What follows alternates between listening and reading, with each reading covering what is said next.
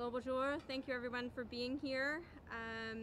I know it's late in the day, so we appreciate you coming. We'll try to be as quick as possible. Just for the sake of those that need to know people's names, I'm going to introduce the people here. Chief Leanne Fitch will provide a statement. Deputy Chief Chef Adjoint Martin Gaudette will be available for questions en français. We have Inspector Kim Quartermain, Inspector Scott Patterson, and Inspector Brian Ford. Following Chief Fitch's statement, we will be able to take just a few questions. So please arrange those amongst yourself. Chief Fitch. Good afternoon, bon après-midi. As your chief and as members of my senior command team, it's important for us to stand in front of the community and reassure you that our city is in good hands. And we are moving forward the best we can after Friday's horrific events. Our police colleagues from across New Brunswick have come together to help police our community while we look after the well-being of our own officers. We are eternally grateful. Nos collègues policiers de Nouveau-Brunswick se sont réunis pour nous aider pendant que nous veillons au bien-être de nos propres agents. Nous sommes très reconnaissants. Over the past several days, we have received literally hundreds and hundreds of calls from the media around the world, and it's impossible for us to answer all of those calls and return all of those calls. So this briefing is one way for us to be able to get in front of you with factual information so that you can share that with our community. The other route has been through our social media channels, which have been regularly updated when there is new information available that we can share. We have received thousands and thousands of messages of sympathy and support and gratitude, and messages to see if we're doing okay. I can't begin to say how much this outpouring of compassion means to all of us, each and every one of us. We've not been able to respond to these messages, as you can imagine, but we know that we have seen them, and we appreciate them, and we appreciate knowing that our community, not just here in Fredericton, but around the world, is caring for us. It helps us beyond words. The homicide investigation into Friday's shooting that killed two of our citizens, Donald Robichaud and Bobby Wright, and two of our officers, Constable Rob Costello and Constable Sarah Burns, is continuing. I want to reiterate, please, this is an ongoing investigation and it is not complete. One aspect that is complete is that investigators have finished collecting the evidence required from the apartment buildings at the scene of the shootings. The buildings have now been released back to the owner.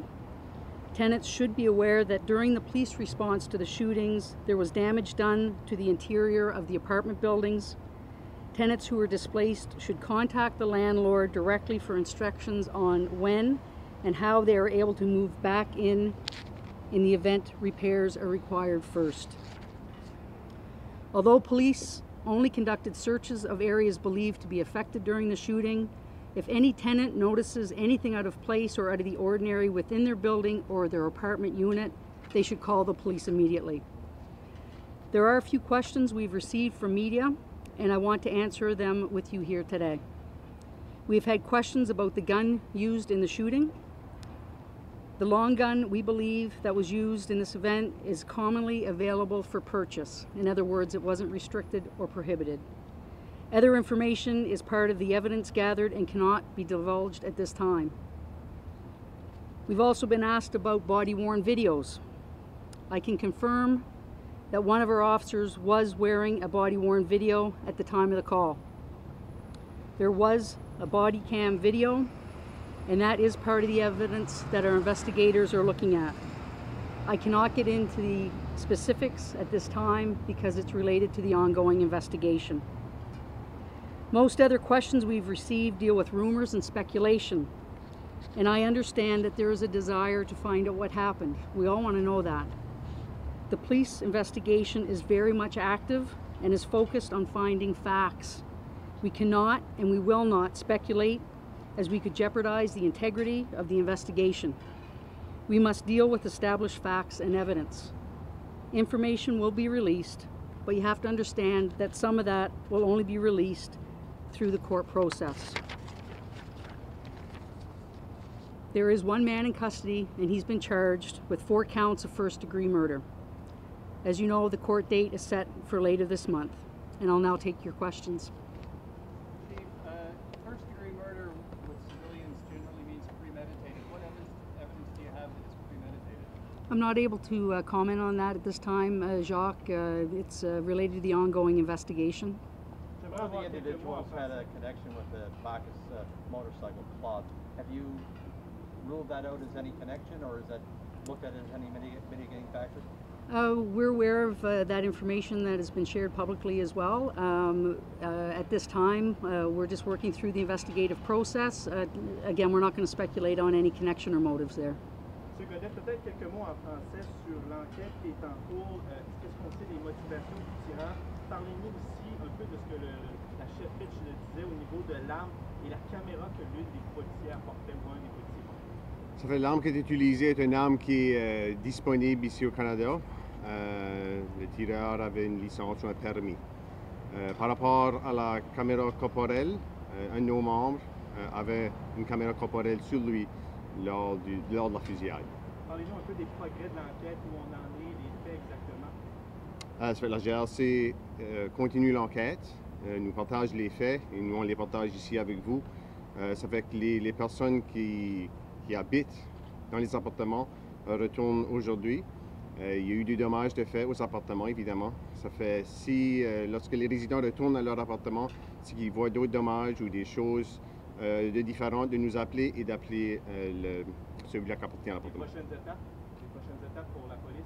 Les prochaines étapes pour la police, c'est continuer à prendre garde à nos membres, puis préparer les funérailles samedi prochain. Qu'est-ce que vous pouvez nous dire de plus sur le suspect? The English has to be, the question has to be asked again in English and the chief will respond to that question. Okay. So the firearm is a firearm that can be purchased here in Canada, and the suspect does have a license. The body camera, we can confirm that one of our officers involved in the shooting was wearing a body camera, and the evidence has been downloaded and provided to the RCMP for further investigation. And as the chief mentioned about the residents returning back to their apartment. I just want to be clear, you had a license or you didn't need a license? He has a possession. He has a possession to license, yeah. Was it a carbine? It's a firearm that can be purchased here in Canada, and it's a shouldered weapon, a long gun. It's just on Saturday you said it was a carbine, so we're busy. I don't think we said it was a carbine. It's a shouldered weapon. It's a long gun. The next question, please. Next question, There was an please. officer at the scene today seen counting a pile of cash through in the apartment window. Do you know what the cash is? Is that evidence in the case? I'm not able to comment on any aspect of the evidence gathering, Jacques. Thank you. I think perhaps the reference to the carbine, our officers are equipped with carbines.